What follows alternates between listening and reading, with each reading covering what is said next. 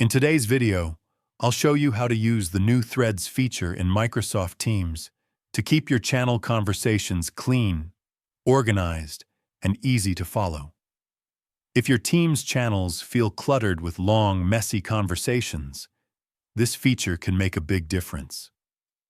Let's start by opening Microsoft Teams and navigating to the team and channel where you want to use Threads. In channels that support threaded conversations, each new topic starts as its own thread, instead of everything being mixed into one long chat. To create a new thread, go to the channel and click into the message box inside of the channel. Type your message just like you normally would. When you send it, that message becomes the start of a new thread. This helps keep each topic separate and easier to track. When someone replies to your message, they'll reply directly within that same thread.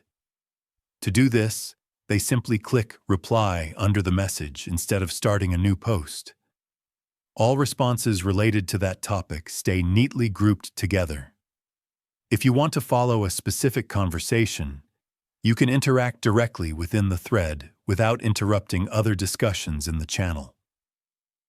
This makes it much easier to jump back into a conversation later and see all related replies in one place. Threads are especially useful for project updates, announcements, questions, and ongoing discussions where multiple people need to respond without cluttering the main channel view. And that's it. Using Threads in Microsoft Teams helps reduce noise, improves clarity, and keeps your channel conversations well organized. If you found this video helpful, leave a comment.